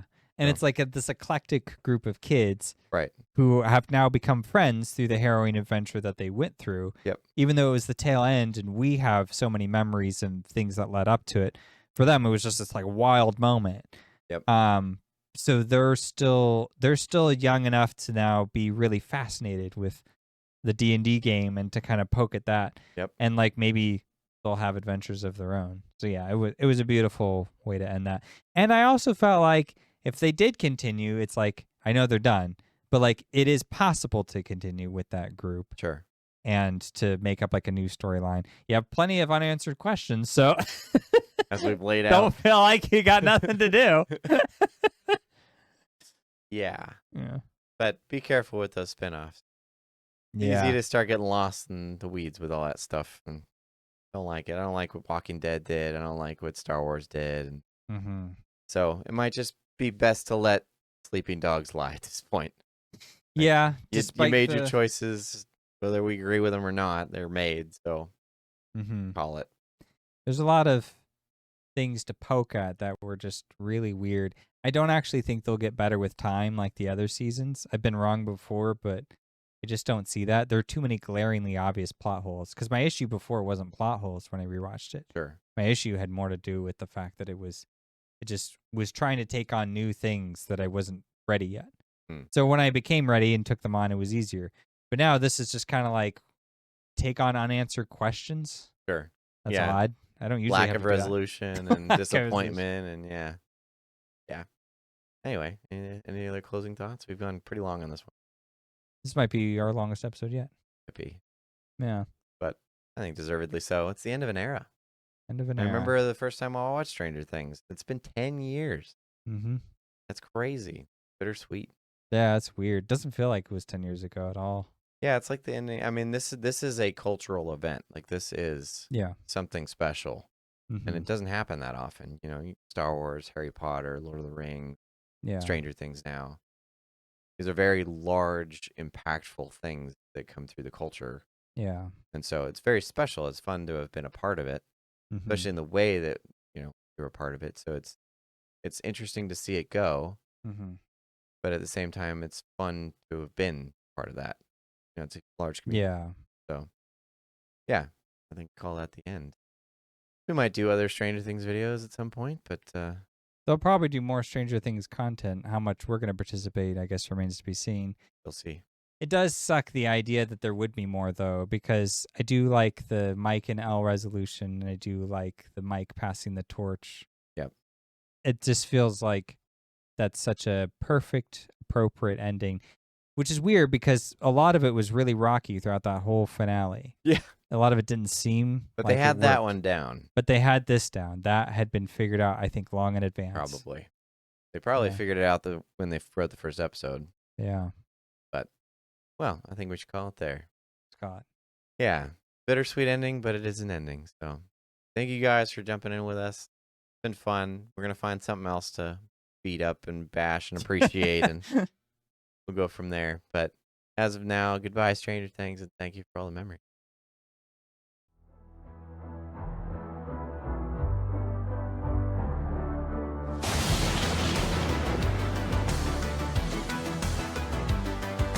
So you made it to the end of the video. If you liked it, please consider subscribing and leave us a comment.